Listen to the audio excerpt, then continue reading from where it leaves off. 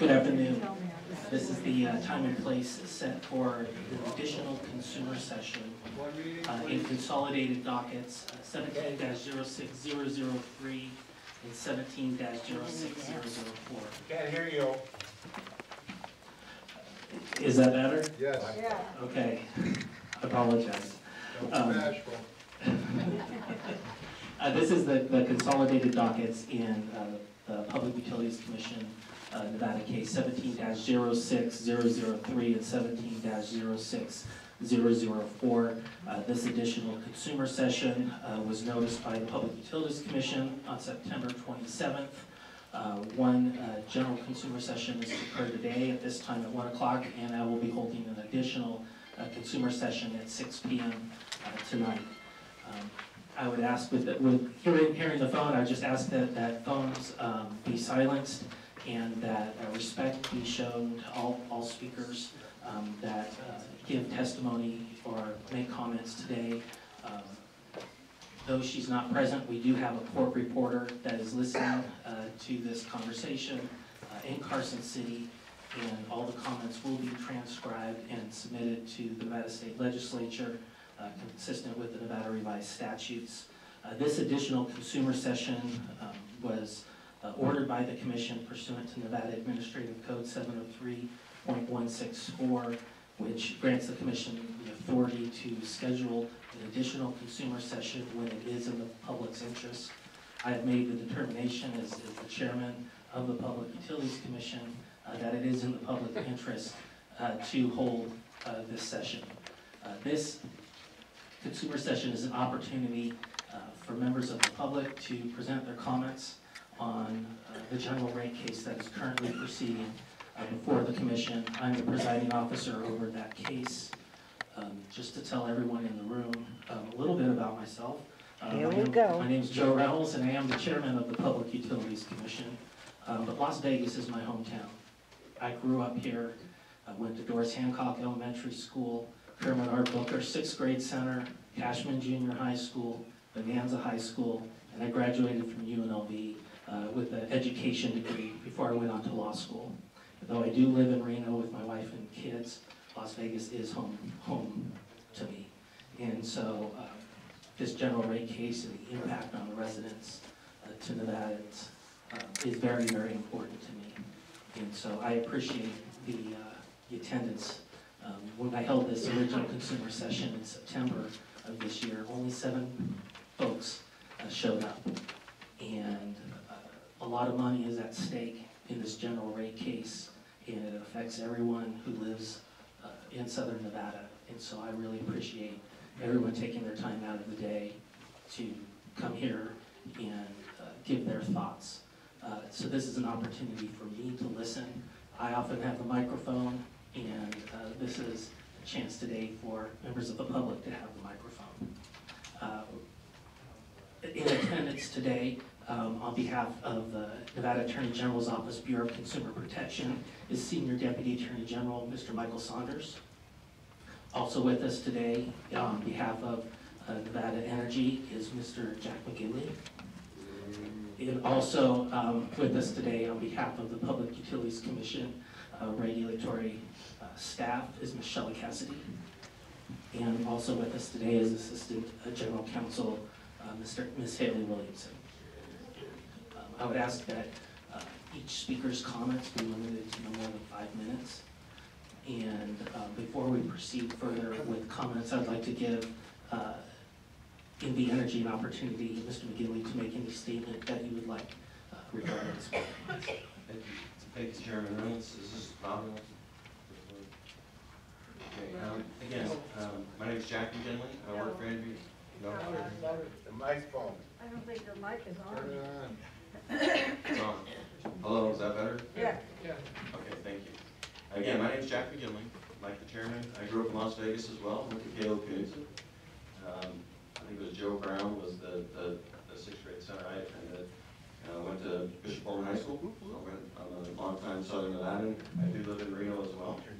I've been with the company for some 33, 34 years. Since I got out of college, I went to work with the company. So my family, my friends have lived here both in Southern and Northern Nevada as well. So this is important important to me as well. My comments will be brief on behalf of the company. I'm going to address primarily the changes that were made within the general rate proceeding. The company had filed. Originally, we had filed for a neutral rate impact on the residential class. We went through a series of proceedings related to Assembly Bill 405 and net metering. I won't get into the details of how all that went down as far as rate design, but we had proposed a rate increase that would have impacted all the residential customers. The company has since backed off or retracted that increase. We're back to where rates were before. And primarily that was due for a few reasons. One is we heard from you, our customers. And second, our president and CEO, Paul Cadell, was recently interviewed in a newspaper article. We can't hear, I'm sorry. Can we turn the volume up? I'm talking right now. Okay, I'll try and talk Directly directly. into Is the that mic. better? I'll yell into the microphone, is that better? Yeah. So, When you move your head, you Thank- just up. Thank you, I appreciate that, sir. I appreciate that. So where I left off is we had proposed an increase. We've now rescinded that increase. We filed with the Public Utility Commission, I think it was November 22nd, some rebuttal testimony, essentially, bring the rates back down to where they were before for all residential customers, including the solar net metering customers. Okay, so, and again, I'll start to say our president, Paul Cadell, was interviewed in the news, and he addressed that the reason for going to making that decision was primarily because we listened to you, our customers, and furthermore, we didn't want to see that increase to be punitive as it impacted Assembly Bill 405. And I won't get into all the details of Assembly Bill 45. I'm sure you're all well aware of it, but that was the legislation that the legislation passed this summer. Was approved by the governor June 15th, where it corrected a lot of things associated with rooftop solar. Chairman, with that, I believe those are my comments. Thank you, Mr. McGinley. Mr. Saunders, anything to say on behalf of the Bureau of Consumer Protection? Just briefly, thank you, Chairman. Good afternoon, everyone. My name is Michael Saunders. I am an attorney with the Attorney General's Bureau of Consumer Protection. And the role of the Bureau of Consumer Protection before the Commission is to advocate on behalf of residential and small business ratepayers. What our office does is we review the filings of the utility, and then we present recommendations to the Commission. I work with a very well-experienced team. We have accountants, economists, engineers, and also other lawyers. So I collaborate with them, and we present our recommendations to the Commission for its ultimate decision. And we do have a position that we have filed in this case. And our position is not just to hold rates where they are, but rather that ratepayers deserve a reduction in their rates. And I won't get into the details because that would be improper, but we are requesting a decrease in this case. And today, I look forward to hearing from you regarding your thoughts regarding your electric utility service. And it's a great honor to serve you. Thank you. Thank you. Thank you, Mr. Saunders. Ms. Cassidy, anything to say on behalf of the PUC and regulatory operations staff? Yes, thank you. My name is Shelley Cassidy. I'm an assistant staff counsel with the regulatory operations staff. The regulatory operations staff is an independent investigative arm of the Commission. Staff, too, like the BCP, consists of professionals. We have engineers, economists, financial analysts, and lawyers. And we also review all filings before the Commission, including this general rate case. Following staff's investigation of the case, we present our recommendations to the Commission as an independent party.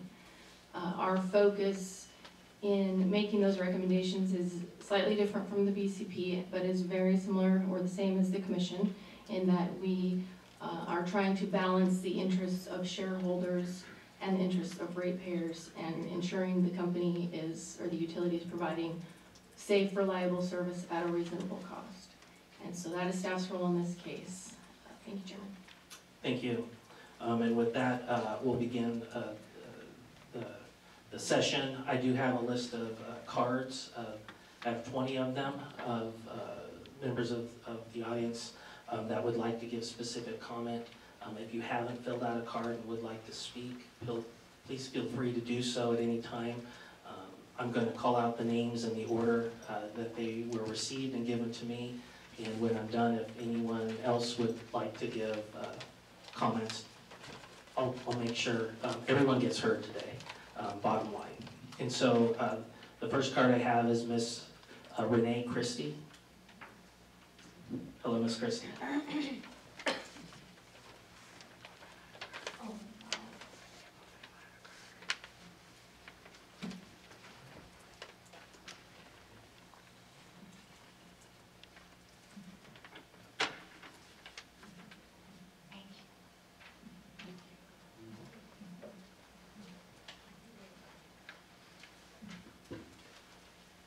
Like many here in Southern Nevada, I live on a fixed income.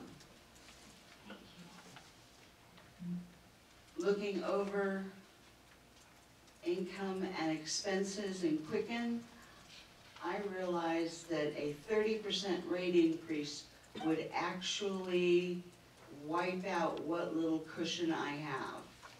The cushion that I use to buy cat food. The cushion I use to buy gas so that I can get around town.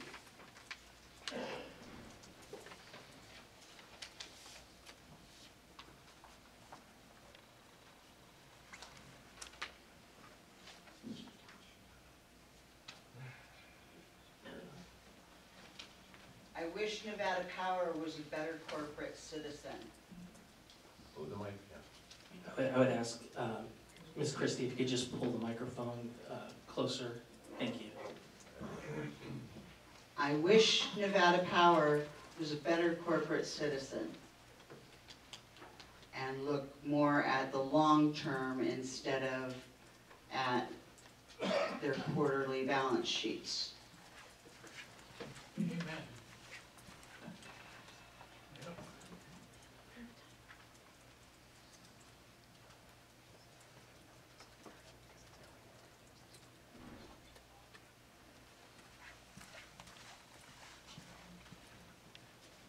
Anything further you'd like to say? I think I'll stop there. Well, thank you for being here today. The next commenter we have is Lee A. Mowry, and please forgive me if I pronounce anyone's name incorrectly.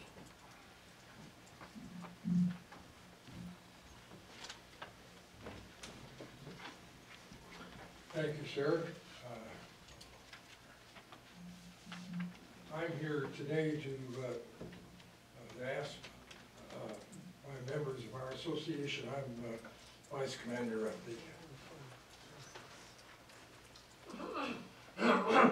the Korean War veterans here in Las Vegas, and they're concerned. They asked me to represent all of the 325,000 seniors in Nevada, which is about 12% of the population, because we're all on fixed income. And I'd like to ask a question of everyone here. How many people in this audience, or how many people in the state of Nevada in any business have a 30% increase in their base income and do nothing for it? I'd like to see a raise of hands. Has anyone here had an increase in their income and do nothing for it of 33%? Let the record show no one is raising their hands. Thank you. If I can, I'd like just to echo that. Let the record show that no one in the audience raised their hand to that question. Thank you. Thank you. Our concerns with NVE Energy, which is basically a monopoly, everybody knows it.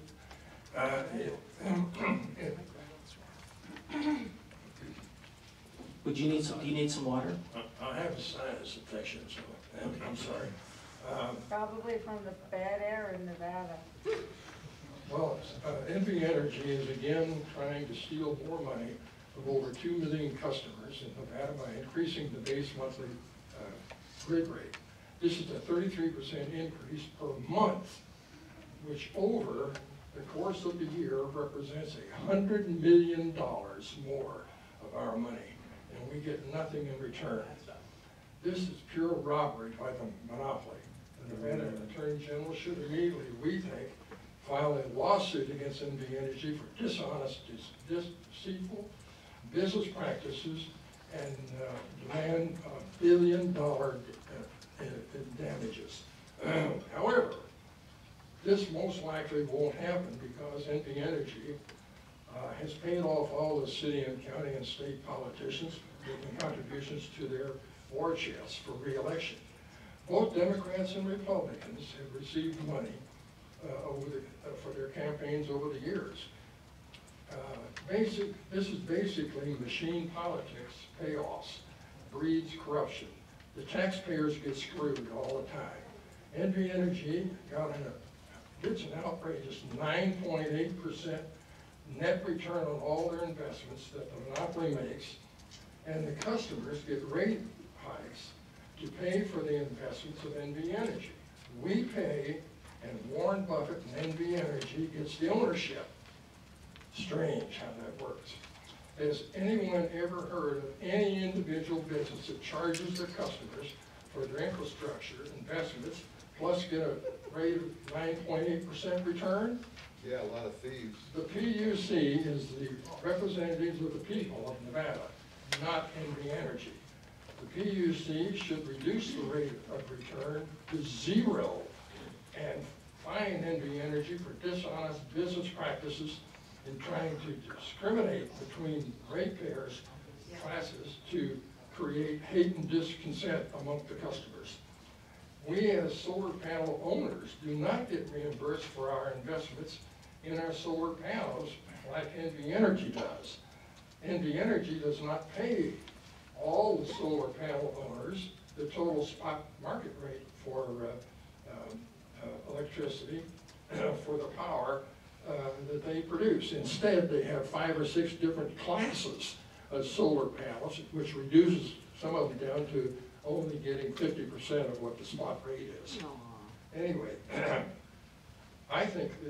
we think, I should say, the Nevada Attorney General should also file an action to nationalize NVE Energy and return NVE Energy assets to the people of Nevada who have actually paid for all this stuff in their rate increases over the years, and get rid of the monopoly once and for all. Oh, that's my warning.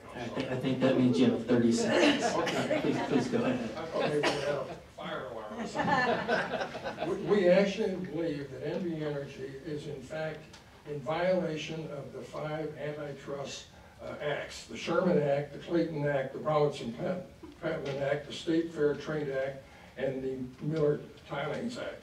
We believe that the Nevada Attorney General Office should get involved. Ideals. The point is, we are totally against this rate increase and think that the monopoly should be done away with. Thank you. Thank you. And I would just like to add that Mr. Maury is here on behalf of the Korean War Veterans Association. And when... We're all seniors. Thank you.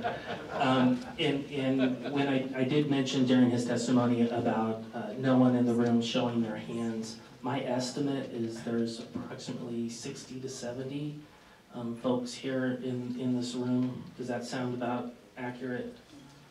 I'd say 75. Let's just say about They're on the good side. So they're on the good side. About 75 folks here, even though right now I have cards for about 21 to speak. The next speaker that we have is Reverend Leonard Jackson. Hello, Reverend.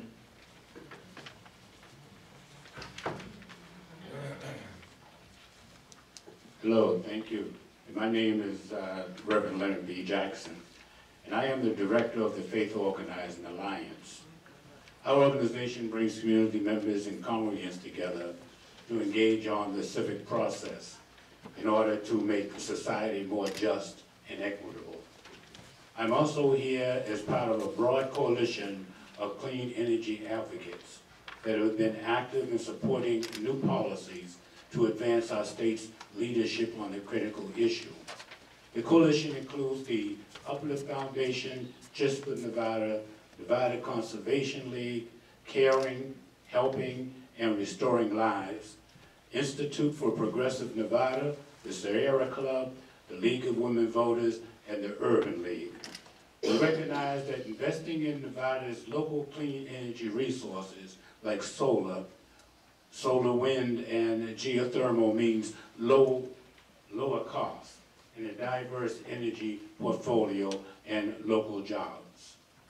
As Nevada residents and Nevada energy customers, we are relieved to see the utility backing off of its plan to increase fixed rates by more than 30%. Thank you. This shows that when people speak clearly and cohesively, as they did against this proposal, those in power must listen and be held accountable. Again, thank you. This rate would, like many, would have hit hardest solar customers, but also low and fixed income Nevadans. It would have punished people saving money and electricity through efficiency. That includes families of color, who are more likely to live in apartments that use less energy than large houses. That includes seniors, who are less likely to use lots of electricity more than big families.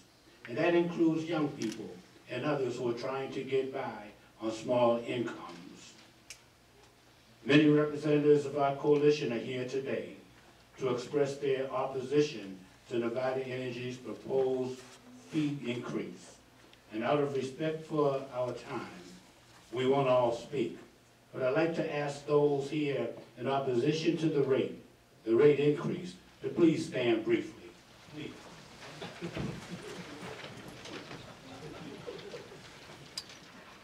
If I was in church, I'd say, let the church say amen. And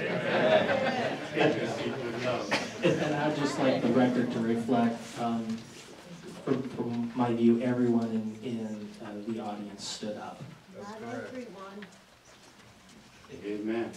Well, we commend the Public Utilities Commission for allowing time for additional public comment. And I thank you for considering the voices of consumers. We ask the Commission to formally deny this unfair rate increase and to stay vigilant in promoting clean energy and protecting our most vulnerable consumers. Moving forward, we say thank you. Keep up the good work, and God will bless you. Thank you, Reverend. The next speaker we have is Ms. Catherine Lorenzo.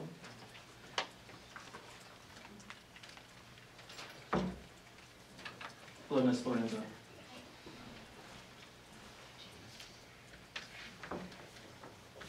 My name is Catherine Lorenzo, and I'm an organizer for Chispa, Nevada, our state's conservation voice for the Latino community. As mentioned by Reverend Jackson, the proposal to raise fixed charges on our electric bills would have the greatest impact on families in apartments and other multifamily housing. A Consumer Reports study looked at fixed rate utility increases and found low usage customers are hit the hardest. Customers who use less energy than average will experience the greatest percentage jump in their electric bills when the fixed energy charge is raised.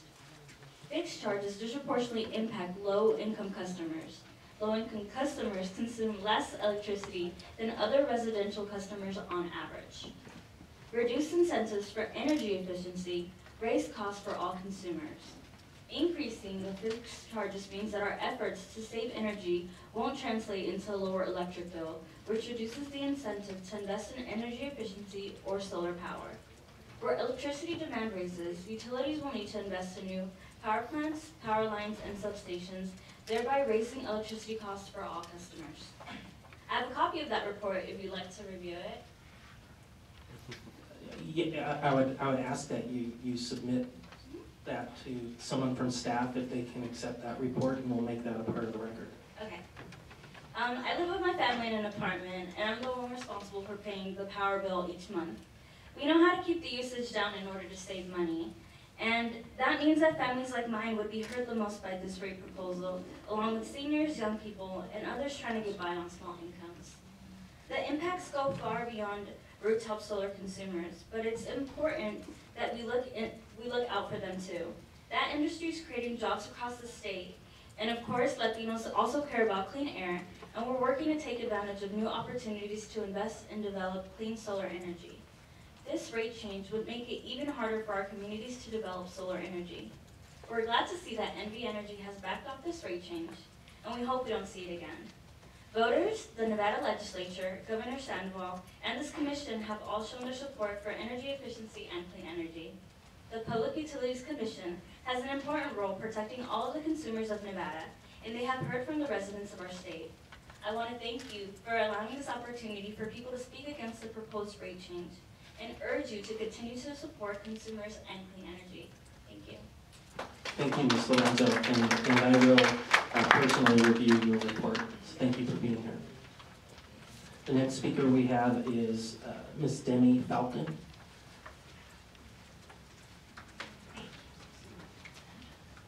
Hello, Ms. Falcon. Hello, my name is Demi Falcon, and I am a UNLV student and a community organizer for the Nevada Conservation League and Education Fund. So through community advocacy, our organization fights to protect clean air, water, our wildlife, and also promote Nevada's clean energy economy. So I have been working to protect the clean energy industry for nearly 2 years now. And I've been doing this to mitigate the devastating impacts of climate change as well. So the clean energy industry is also the best path, I think, for us to really diversify our one-dimensional economy here in the state and to keep college graduates who are grappling with whether to stay in the state. Too many students have worried about the trajectory of their future in Nevada after graduating, and I believe that promoting a clean energy economy in one of the sunniest states in the U.S. is one solution for our graduates and to diversify our economy. The Nevada Conservation League and other organizations mentioned earlier by Reverend Jackson have real concerns about the proposed change to the rate structure, which would raise electric costs, especially for people on low or fixed incomes, and especially for people who use energy efficiently and who have invested in clean rooftop solar power as well. So not everyone here at the Public Utilities Commission meeting here today was able to come. So I actually brought their signatures, which is whatever we have here in paper, and then also on this flash drive is collectively 1,646 signatures that we've collected in under 2 months. So yes, clap about it. Yes, we're very happy. And these are all concerned Nevada residents with the NVE Energy proposed rate increase. So we're also relieved to see that NVE Energy has actually heard the public's concerns. So we thank you, and have backed away from the proposed rate hike. We want to thank NVE Energy for listening to Nevadans, and we encourage the PUC to support the revised NVE Energy proposal and deny the rate increase as well. So we thank the PUC for providing additional opportunity for the public to make their voices heard on the issue, and we hope that these petitions indicate clearly what the community's opinion is on this matter. We encourage you to keep supporting clean energy in Nevada as well, and we thank you for what you've already done to support clean energy, including restoring rooftop solar, and already rejecting a similar proposal to change the rates previously. So keep up the good work, and we hope that you make the right decision. Thank you. Thank you, Ms. Falcon. The next speaker is Mr. David Day.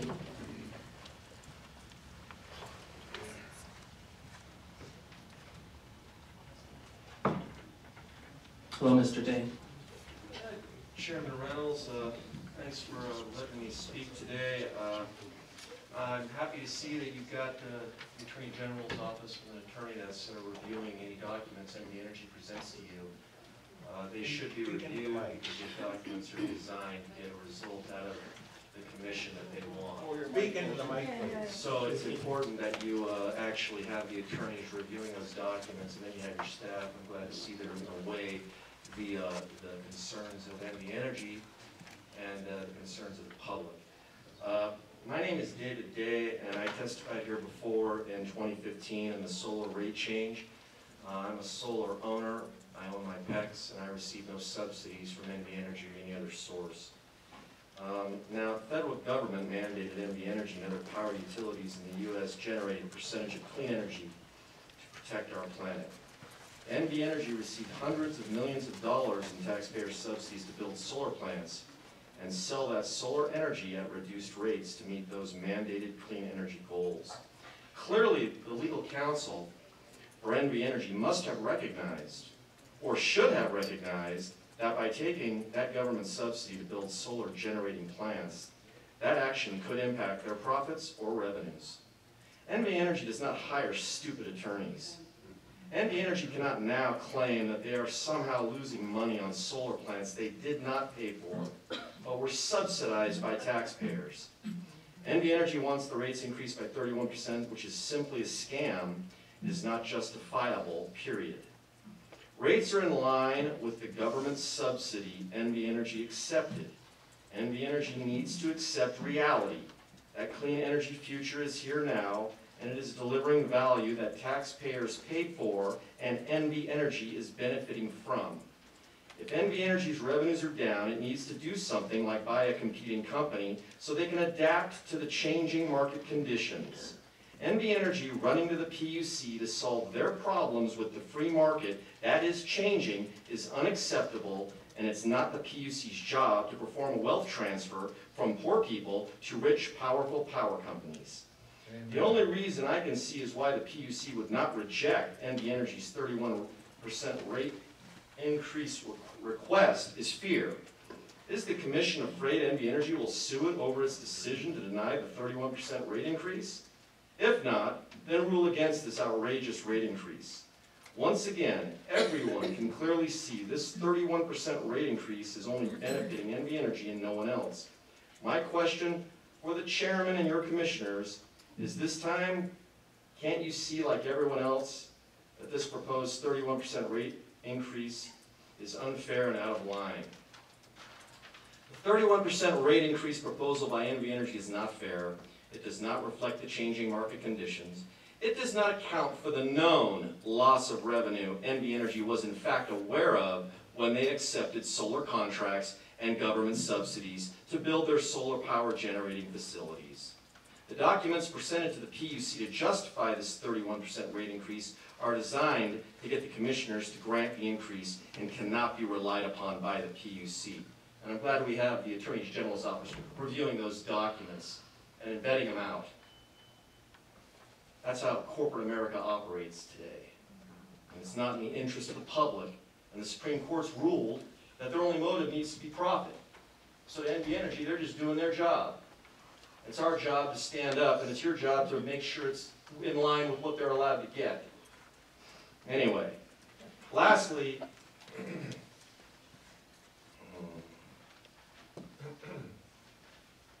NVE Energy shows a complete disregard to Nevada power users here in this state, where electricity rates are some of the highest in the country. Lastly, if NVE Energy is losing so much money providing electricity to Nevadans, then they are free to sell NVE Energy on the free market. The fact that they don't sell is clear evidence they're making huge profits every year. For the foregoing reasons, I'm requesting that Chairman Reynolds and your commissioners deny NVE Energy's request for a 31% electricity rate increase on all Southern Nevada power users. Thank you. Thank you, Mr. Day.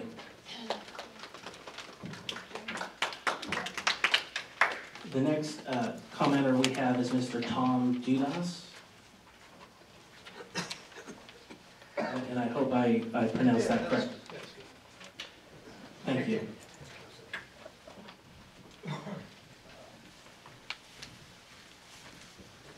My name's Tom Dudas, and I'm a retired Las Vegas resident. I has been involved with what was last year's legislation that was built up to that point of 405 and several other bills that returned solar to its potential growth in the state. I do want to thank Nevada Power for reserving their 30% increase, and that I'd like to just add to what is in the federal, the DC area, going on with this talk of a reduction in corporate taxes. It would benefit, I believe, Nevada Energy to probably the tune of $60 million. And it's only that, Mr. Saunders? Yes. That you, as a consumer advocate, watch how this plays out, because at that particular gain to Nevada Energy, I think, as they talk in the Republican halls, that there's a trickle-down effect to this tax decrease to corporations. That I sure like to see it in a reduced rate.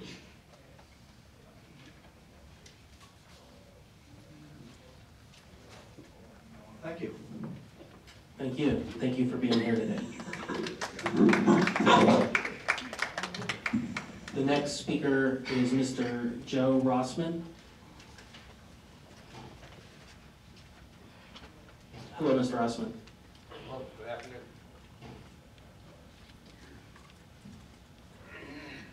I've lived in Vegas, moved here January 2010.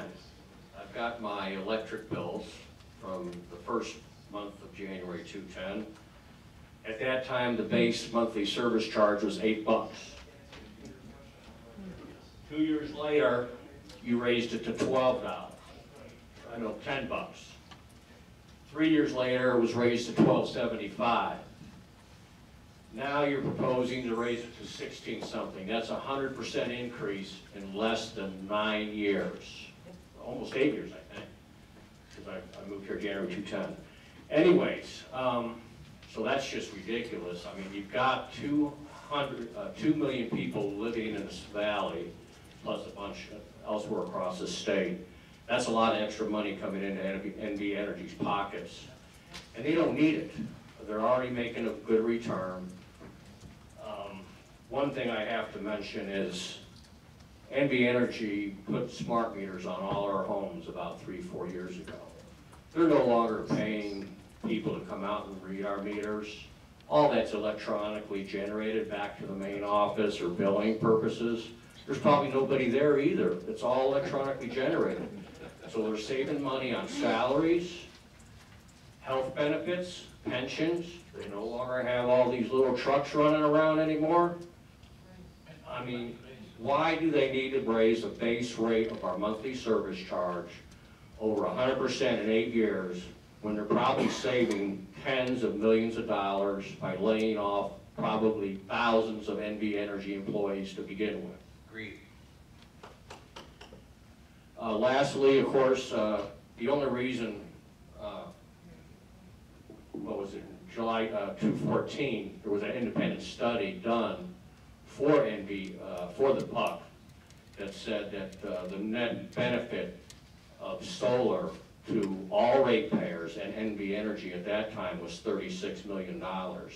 Since then, the PUC has basically taken NVE Energy's words at its face value in attempts to justify any rate increases, base monthly service charge increases.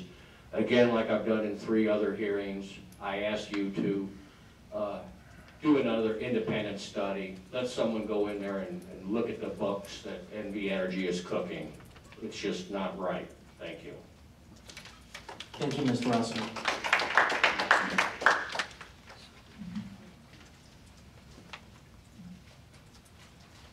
next speaker we have, and forgive me if I do not pronounce the name right, is Miss Mary Lou Abruzzi. Abruzzi, excuse me. That was good. Hello. Hi. First of all, I would like to thank you for holding this meeting.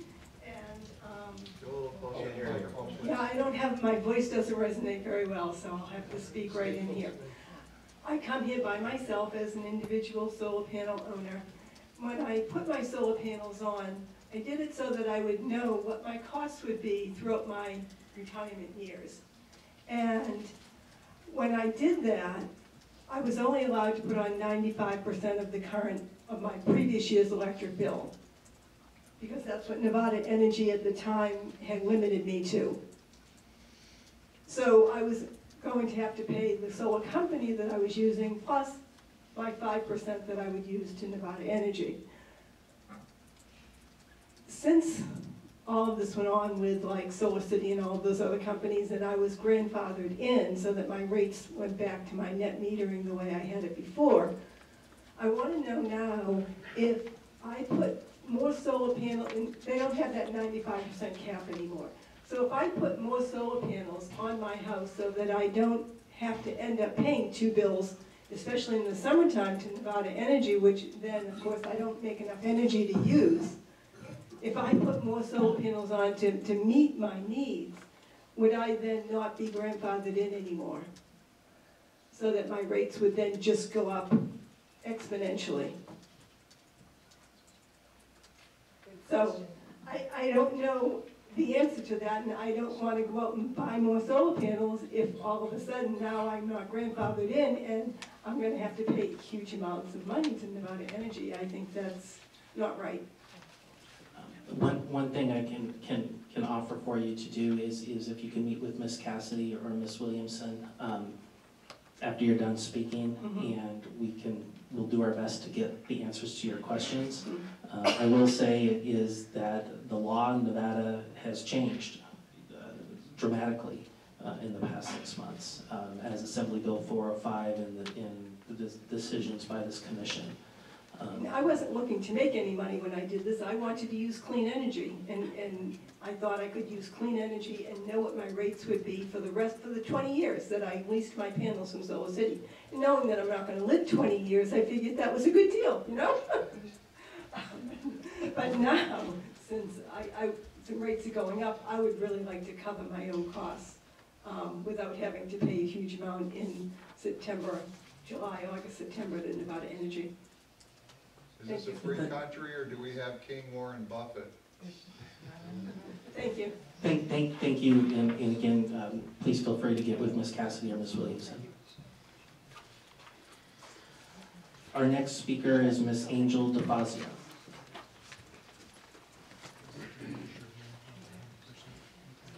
Hello, Miss DeFazio. Hi there. You need to do a third consumer session. You just mirrored what happened before, i.e. GRC filed and NEMDOC changed the original no rate increase to an increase, so you did a second session. You posted a second consumer notice on October 6th, published on the 14th. Costa sends out a PR on November 17th, 11 business days before the session, which is contrary to what he has done in all past sessions for years. Usually he does it 3 to 5 days prior, which ironically is just before filed testimony is due. Quoting from the 17th release, in their supplemental filing, NVE asked PUC to adopt one of the following rate changes, unquote.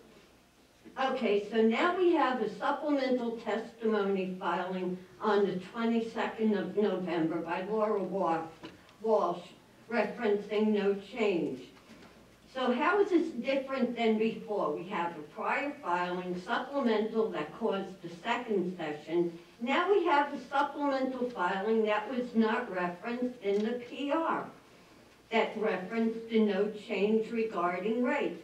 It is apparent that this PR was intentionally produced early so that ratepayers would be riled up over the two options when in fact the rate increases were dropped by NVE. What do you think of this subterfuge, lack of transparency in the release, that you can come and say no increase as if it was your idea? Stop assuming that ratepayers are stupid or don't do their own due diligence. Some of us have been active a lot longer than the commissioners, along with knowing what a 10Q and reg asset is.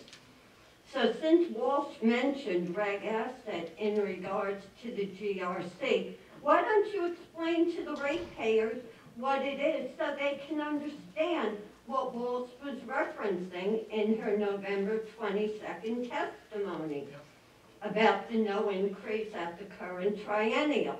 Here's a hint. Use the credit card analogy to explain it, as everyone understands how that works. Now, NVE's GRC has to do with the lack of any real cost savings. When you allowed Buffett to purchase NVE 4 years ago this month, big promises were made that costs would be cut. The usual corporate doublespeak when large companies swallow up small ones. We have seen no large cost savings volunteered by NVE, and we have seen the PUC insist upon none in the intervening 4 years. With the lack of similar cost accountability in last year's Sierra's GRC, the supposedly independent PUC Reg Ops employees demonstrated not once, but now twice, to the 3 current commissioners that they do not even know what to ask about in order to suggest specific cost savings. Given the universal lack of real-world experience by PUC employees and how important and necessary it is for businesses to routinely cut costs that can easily balloon over the years, the public interest has once again not been served. Career government employees simply have no incentive to insist upon cost cutting to benefit financially struggling ratepayers, which describes many Nevadans as the average household income is $7 grand less than before the great financial collapse of the last decade. After all, PUC employees will have their high-paid jobs no matter how much excess spending they allow NVE to do, as well as the excess spending that PUC does on its own, largely funded by the hidden mill tax baked into the KW and therm rates. Such disappointing performances by NVE and PUC show complete indifference to the plight of business owners and residential customers who depend upon low-cost power. Submitting thousands and thousands of pages of documentation for the GRC really proves little about how prudent costs actually are, and that if it's actually read and reacted to for word by word, anyone at the PUC, where have we seen any thorough testing by the PUC's employees of NVE's costs for reasonableness? Based on the company and Reg Ops filings, such testing is non-existent. Then there is the subject of Reg assets and how this concept has been overused and abused, putting off the inevitable payment by ratepayers for every possible capital and operating expense into a distant future. Ms. DeFazio, I'd just in fairness to everyone else here, I'd ask you to please summarize and wrap up your comments, I have please. 2 sentences. Please go ahead. Okay. Ends up costing ratepayers much more than if the reg assets are minimized. We see this in Laura Walsh's testimony, pages 3 to 5, and her answers to Q&A 6 through 8. I'd like these comments appended to both the docket and the transcript, and on the record, I did not stand. Thank you. Thank you, and your comments will be made a part of the record of this consumer session today. Thank you. And the docket. The next speaker is Ms. Frida Batzler.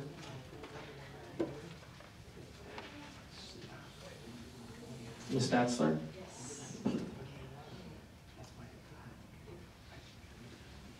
Hello.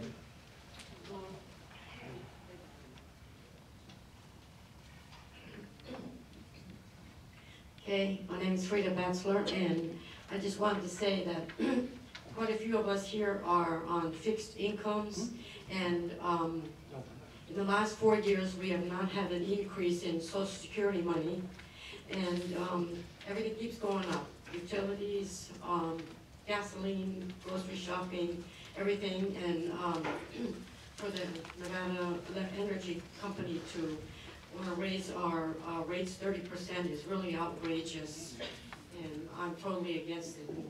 I'll do whatever we have to do to stop them from that. Thank you.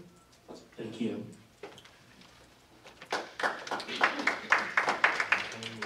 The next speaker we have is Mr. Werner Batzler.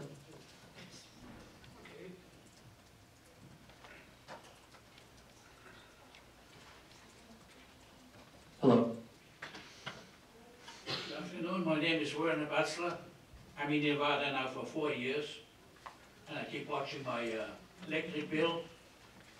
It stayed steady. We got a little discount a few years ago, but now they want to make it up quite a bit. 30% is way too much. That's way too much. If you study our oil went down and everything else went down for our generators. I don't know why they go up 30%. To me, that's all I want to say. Thank you. Thank you. The next speaker we have is Mr. Elvin Cranen. I'm going to yield to the other speakers. People aptly said what I would say anyway, so we'll let the other speakers speak. Okay, I'll put your card aside and we'll take it up again at the end. Next speaker we have is Mr. Greg Ferrante.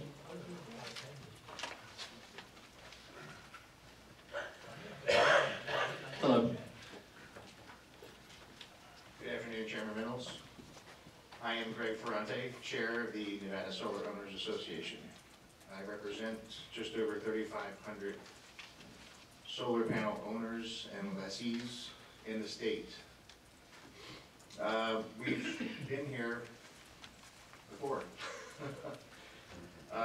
People have said eloquently before me pretty much what I had to say. And so I think that in summary, you know, we obviously reject rate increases that can't be well justified. And then especially when it's in the name of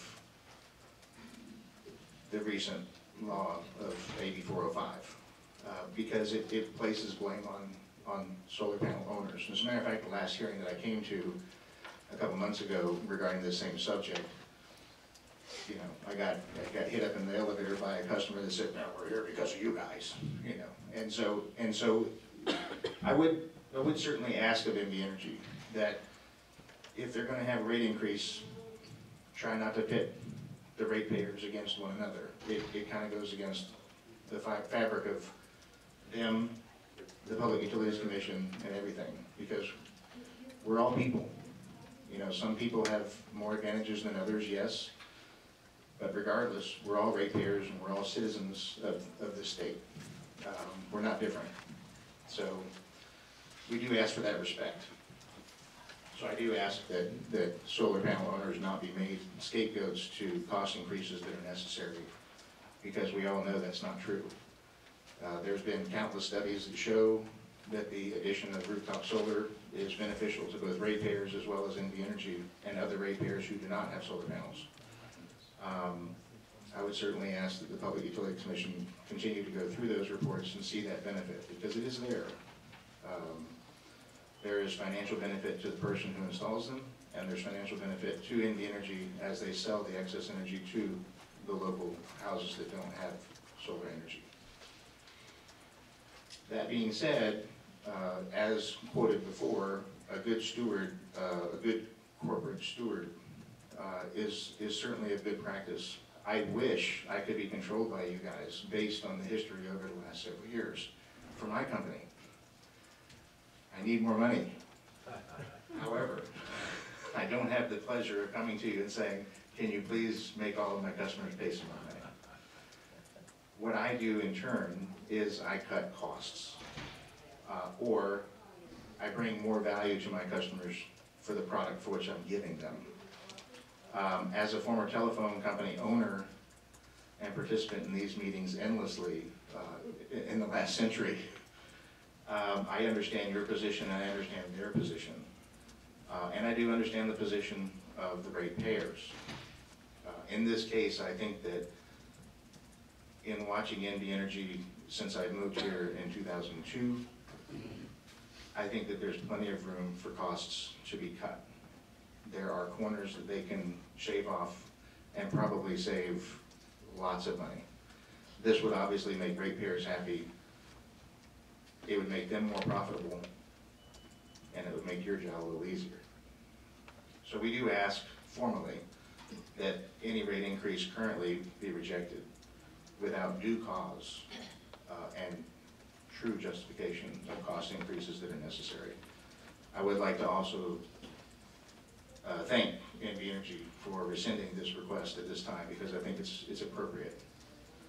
And look forward to seeing you guys in the next rate case hearings. Thank you so much on behalf of the Nevada Solar Owners Association. Thank you, Mr. Ferrante. The next speaker is Ms. Loretta Tancredi. That amazes me, you can pronounce my name. I used to be a high school English teacher, so maybe there's some practice there. Hello again. Hello again. It's nice to see you again. Thank you so much, Mr. Reynolds, for being with us today. First, I want to particularly thank Mr. McGinley from NV Energy. I know this is probably your least favorite thing to do. You're here and you're being very patient, but I also want to thank you on behalf of everyone here for Nevada Energy for rescinding the request for the rate increase. This is probably the fourth, fifth, sixth time I've been here, and I never talk about myself, but I will today because I'd like you to know how much this community means to me. I came out here in 1968 from Philadelphia, the city of cloudy skies, and I came to Las Vegas and I saw skies so blue that they hurt my eyes. I couldn't believe it. I didn't know it was real. Every morning I'd wake up and look out my window to see if it was still there. I came here as a trained professional singer-performer. I did a world tour as vocalist with the Glenn Miller Orchestra Revival Band. I sang backup for Wayne Newton, and I also sang backup for Bobby Darin before he passed away, but that's not why he died. And I've been in Las Vegas a long, long time. I've made a lot of friends in the community, and to me, this is my community. And I care about it. I've seen the change in the skies here with the particulates and PM10 emissions in the atmosphere. I see little children in my neighborhood having to wear a mask because GV says air quality is poor today, don't go outside if you have respiratory problems. And so I put solar on my roof. I don't have children or grandchildren, but I'm sure you do. And Mr. Saunders, you have children. You're not old enough to have grandchildren, either one of you, are you? One very strong little toddler. Okay. So for the children and for my neighbors, that's why in the environment, I put the solar on my roof. Not so much for how much money I would save, which is a good thing because I'm not rich, but the fact that it helps the environment. In my house over 20 years it will offset 290,000 pounds of CO2 from the atmosphere. And I only have a small house, okay? So multiply that by all the people in Nevada who have done that. And I think it's a wonderful thing. I'm so proud of NV Energy for having the courage to rescind the request. And I want to thank Ms. Cassidy and Ms. Williamson for being here today too and doing the job that you do. And I just want to say that the bottom line and the stockholders, you cannot continue to run a company like that. Because ultimately, the big picture, it affects everybody in this community. And when people get sick or they can't pay their utility bills, they're not going to go out and spend money put money into the economy. So I hope this is going to show some future improvement in the NVE Energy business model because of this latest decision that they made. And that's it for me today. Thank you so much for listening to me and giving me the opportunity to speak. And I also want to thank all the people who have come here every time we have this meeting. They go take time out of their day to drive over here and be present and make their voices heard. And I think they should be congratulated. Thank you so much. Thank you for being here today. And I have to say on a personal note, thank you for sharing the history about Philadelphia and Vegas. I'm a big fan of the Wall of Sound, and some of the best music in the world originates from Philadelphia. Yeah, well, I'm a jazz singer, but I couldn't make a living doing that, so I learned to sing everything else. Good jazz in Philadelphia. The next speaker we have is Mr. William Seffel. Correct.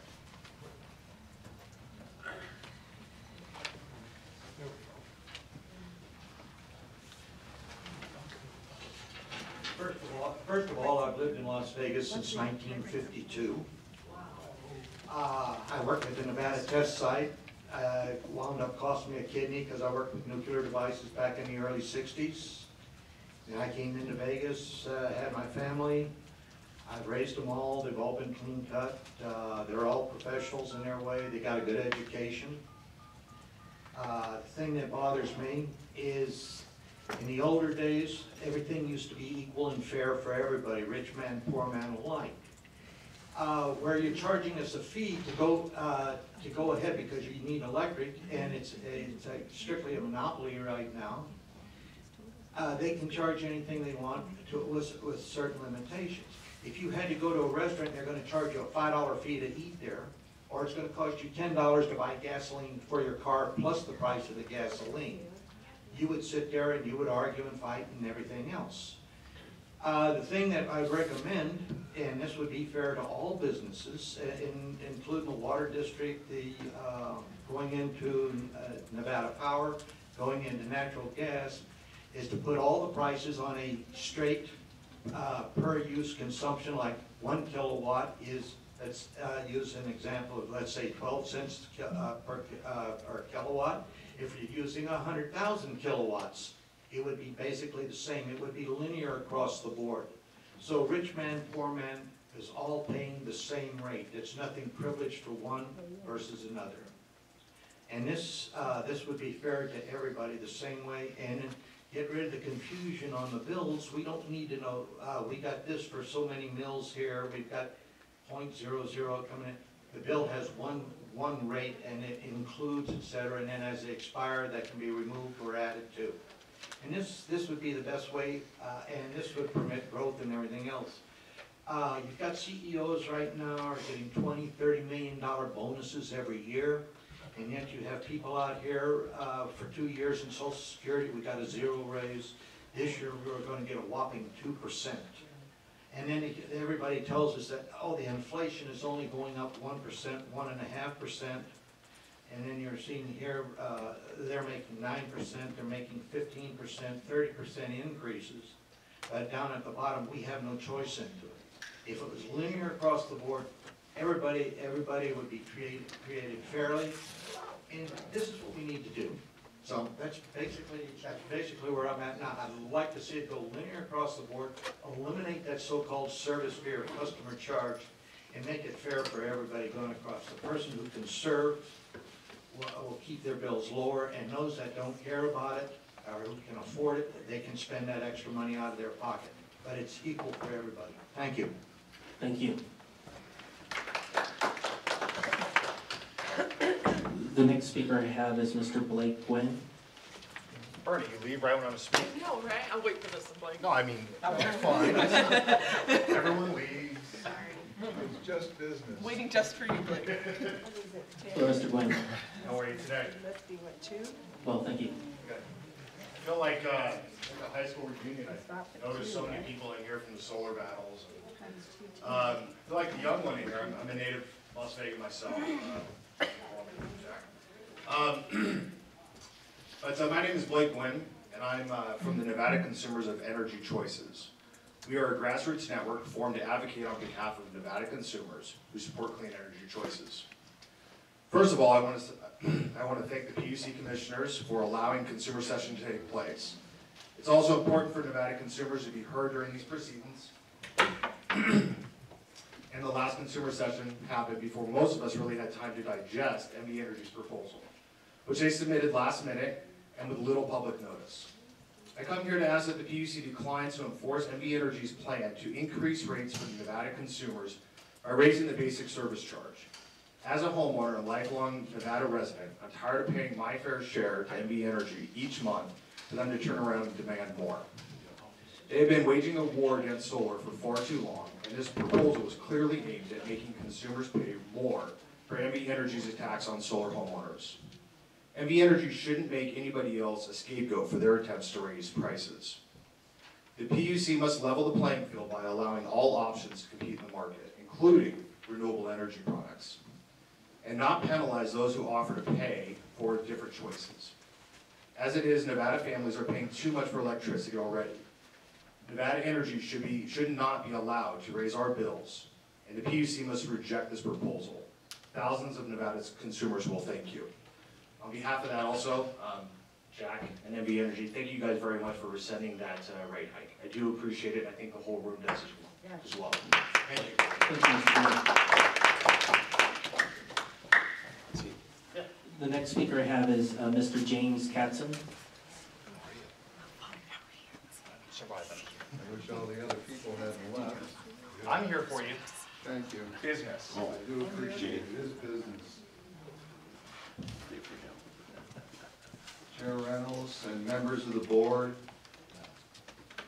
for the record, James Katzen, K-A-T-Z-E-N, and that just used 4 seconds. Thank you for the hour or so to write this message, because I thought of a lot of stuff that I hadn't thought of before I sat down here.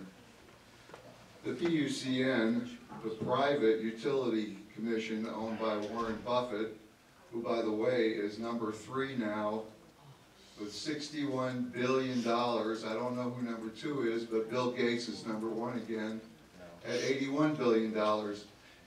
And I firmly believe that we need to pass this resolution so that Warren Buffett can continue to fuel his yacht in Iowa and his jet planes and everything else, so he can come over here and gloat at us for giving him all this money. As I've said over the past 18 months or so, since these battles started about rooftop solar, if I had a truck farm and I was growing corn in my backyard, and I picked a couple of bushels of corn and went out in my front yard and set up a table and sold my corn and felt fine for the day in my retirement, and it was all that I needed, and then the next day I went out in my backyard and all my corn was gone, that's theft. That's what this amounts to. We fought this rate increase for the solar people, almost 30,000 rooftop solar installations that they robbed for 12 months or more, from $12 a month to $18 a month, because they blamed us for distributive generation, which is the future. If you read any scientific publications, and I read Scientific American, and I follow other things every month and on a daily basis, distributive generation is the future.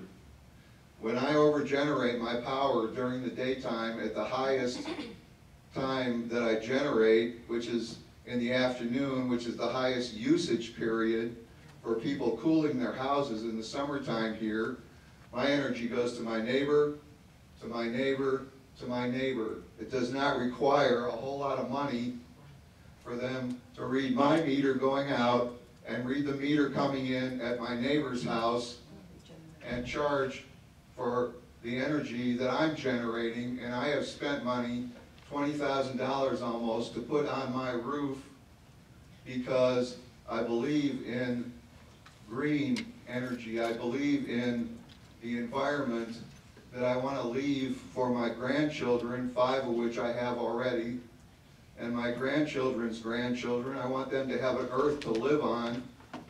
Not everybody will be able to go to Mars and live in a cocoon on Mars.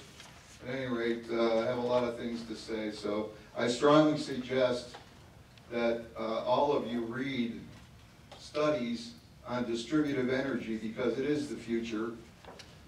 If you have a pencil, and I'll leave it with the lady in front, or you ladies if you like, there has been a German organization, EIUS.org, that comes here every year, and I suggested that next year that they include you people in their invitation at UNLV because they have a lot of information.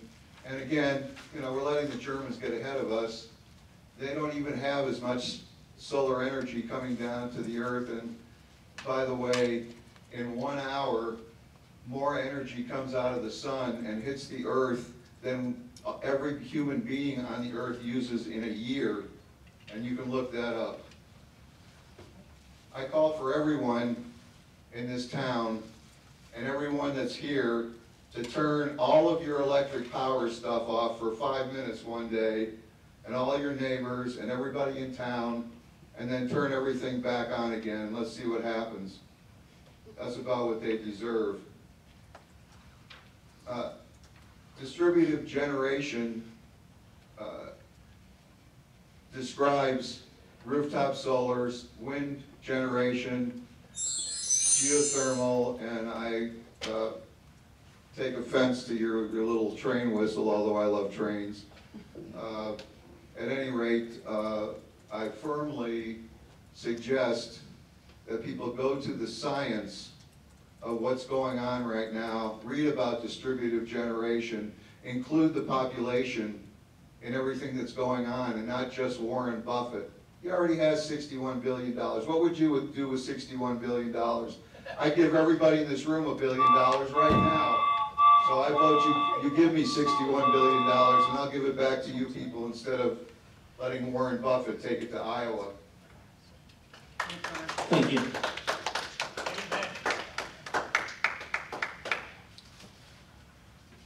The next speaker is Mr. Ron Geisler. Geisler, excuse me. You're a good English teacher, though. Don't correct the teacher. Hello.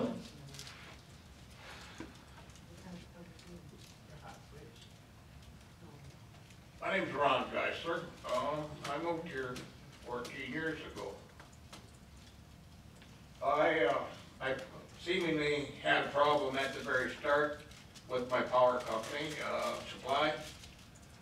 I called and talked to a lady about my power supply. She said, "Well, you're commercial, you know." And I said, "No, ma'am, I'm residential." No, sir, you're commercial. What I'd like to know is there a big difference in commercial and residential rates? Like what? Can you give me some kind of a figure? On my meter, I wanted to talk to everybody that was here, along with the people that are still here. So did I. Pardon? So did I. Yeah, well, I over the 14 years I've been here, I've asked umpteen people about a multiple on the meter. What are you talking about, a multiple? I have a multiple on my meter. My meter is supposed to read what I use, right? That's what they're there for. I have a multiple of 40 mind you, on my meter. Well, what would be wrong with it if I had to have a multiple? Why can't it be 5 or 3 or 10? Why 40? It's ridiculous. Well, you're in comparison with other people. I put all new windows, all new doors, new roof, took a black roof off, which I don't understand why they'd even put a black roof on a situation like this out here with the heat. I put 14 inches of blown insulation on top of 8 that was already in there. What else did I do? Weatherization. I did everything. You could come by, of course you say you would come by and then put a fixed thermostat on my wall. I don't need that. But anyway, in weatherization, I did everything I possibly could. My problem is my billing didn't change. I do have a 3,400 square foot house, which is a bigger house than probably average, but nowhere near what some of these places are. I'd like for someone to give me a legitimate answer. What constitutes a multiple on a meter? That's what meters are supposed to be for on your house, to tell you or tell the supplier what I'm using. And that's fair market, that's fine. I don't have a problem with that. But it's just BS of, first of all, telling me I'm commercial when I'm residential. Always been residential. I live off of Social Security. I'm not a rich man by any means. If I'm willing to pay my bill, which I do, my credit is squeaky clean. I'm probably got the best rating that's possible given. But I don't understand why I gotta be backed against the wall with something that, it's a monopoly, obviously. There's nobody else gonna come along and do anything for me. And I talked to a lot of people about solar. I wanted to go solar, but the wife said that, nah, it's gonna be a problem, and it turned out to be a problem.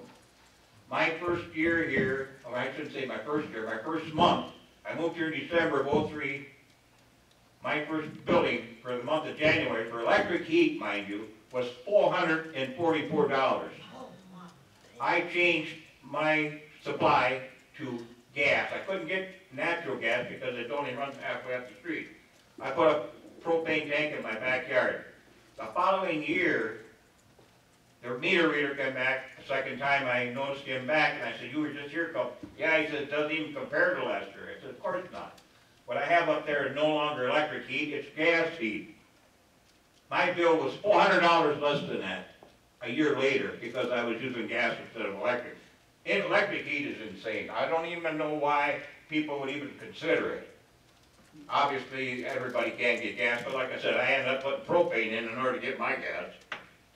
I know I have an ugly tank in the backyard, but at the same time, there's bushes that cover it. But at the same point, I couldn't afford to even stay here at any surmountable time if I didn't do something about it with the gas opportunity. But at the same time, I just want to know why I have a multiple of 40. Can anybody here tell me if they've ever heard of a multiple on their meter? Chairman. I had a brother-in-law that worked for XL Energy back in Wisconsin, Minnesota, Iowa area. He laughed at me. He said, "Ronnie, you gotta be kidding me. A multiple on a meter?" He asked around the business that he worked for so many years. He retired now too. And nobody could even give him a righteous answer. Never heard of such a thing. Now what, I think I'm being frauded. I personally feel I've been taken to the mill. And somebody needs to come forward. I've had my meter changed out between 6 and maybe a dozen. I had my meter changed out 6 to a dozen times to see if they could correct it, but my multiple is still there. It doesn't make no sense. This lady here is gonna Mr. help you. Go ahead, Ms. Cassidy. If you want to get with me afterwards, we can have a I've investigator. had people come by, but nobody can give me a righteous answer. I'm just fed up to hear what. So, Mr. Geisler, well, what I can say to you is, as Ms. Cassidy was mentioning, you have at the table with you all the entities you may need to get the answers you're looking for. And so if Ms. Cassidy at the Public Utilities Commission is more than happy to talk to you, as well as Mr. McGinley at NVE Energy, as well as Mr. Saunders at the Bureau of Consumer Protection. So This is my last resort. I've talked to so many people, I turn blue about it. My wife says, "Leave it alone." I'm not going to leave it alone. And so I encourage you to get with either or all three of them to try to find the answers you're looking for. I appreciate it. Thank you. Thank you. For letting me speak. I will stay in and listen to others. The next speaker that we have is Ms. Linda Buckhart.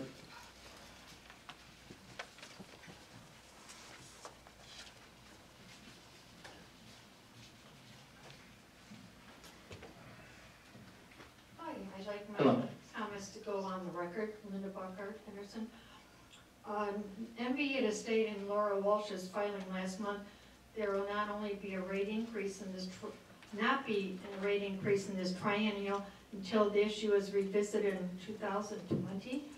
However, the PUC is in charge of fixing the electrical rates and not NVE. And to fit their desires and those who control the commissioners from above. Over 90% of your operating budget is received by a hidden tax, also known as a mill tax. So you really have no incentive to lower the rates.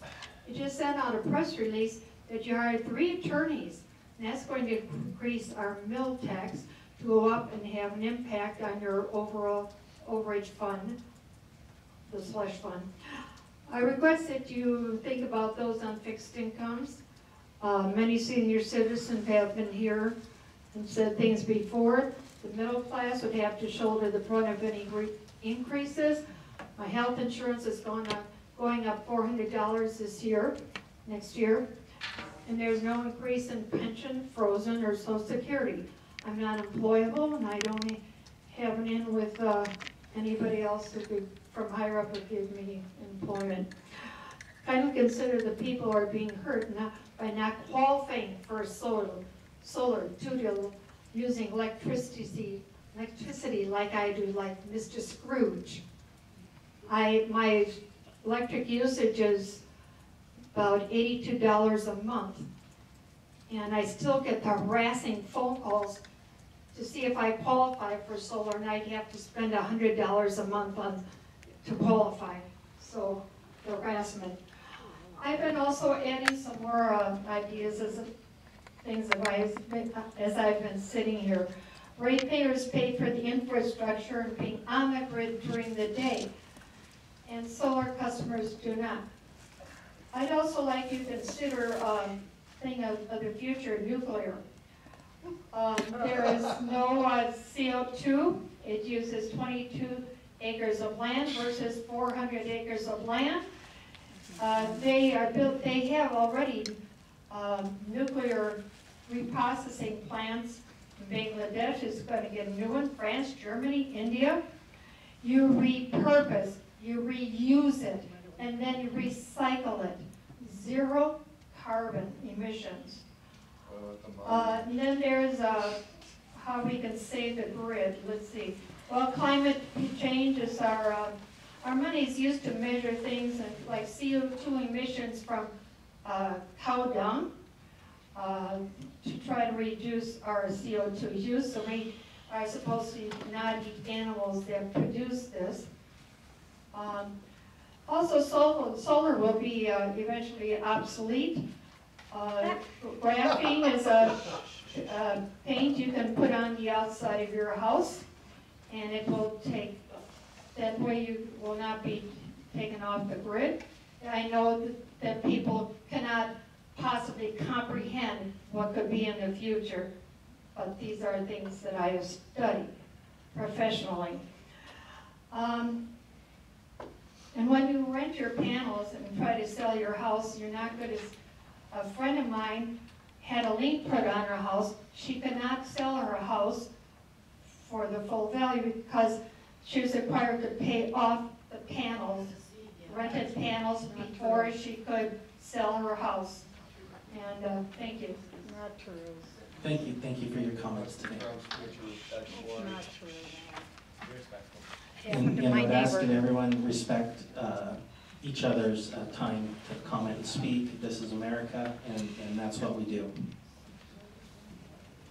The next commenter we have is Miss Marcia Bolea. Good job.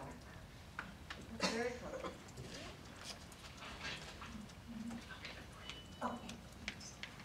Hi there, my name is Marcia Balea.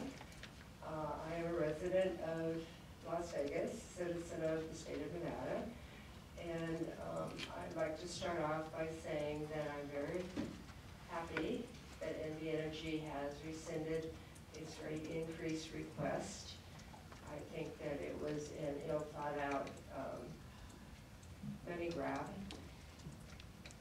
However, I do have a symbiotic relationship with NVE Energy because I have a solar system that supplies energy to my home and my car, and my excess I sell back to NVE Energy, and they, of course, make a profit by selling it to my neighbors, but, you know, I mean, as far as my own personal household, yeah, NVE Energy and I have a symbiotic relationship. I don't have storage yet.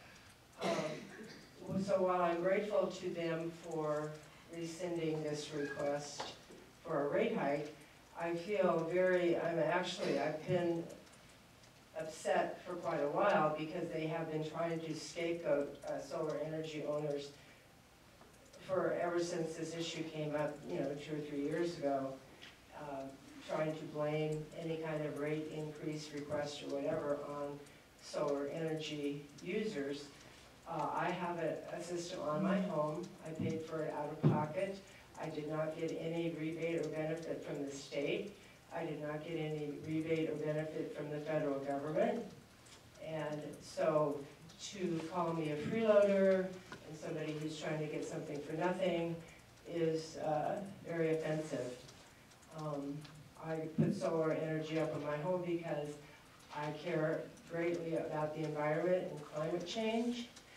And this has been a dream of my life to get solar energy. I always knew it was coming, but I didn't know it would happen in my lifetime. And since I would like to make a request, because I think that community solar is very, very important. And I think with this shakeup of the energy industry in Nevada, I think a requirement should be that every person who provides energy, clean energy, solar, wind, whatever, should have a provision to provide it to community gardens, to apartment complexes, to low-income areas, to people who could really, really benefit more than most from a decrease in their energy bills. That would be a savings to them. They could use it in their community, extra money in their communities. And, everybody bitches and moans about regulation, but there usually is a reason for a regulation. And the reason generally is because the people who are trying to make money don't have any breaks and they have to be regulated. I think a regulation in regard to energy production in the state of Nevada should include community solar, wind, clean energy, and that would be a benefit to everybody. Thank you. Thank you. Those are all the speakers that I have listed who filled out cards. Is there anyone who has not spoken yet who would like to speak?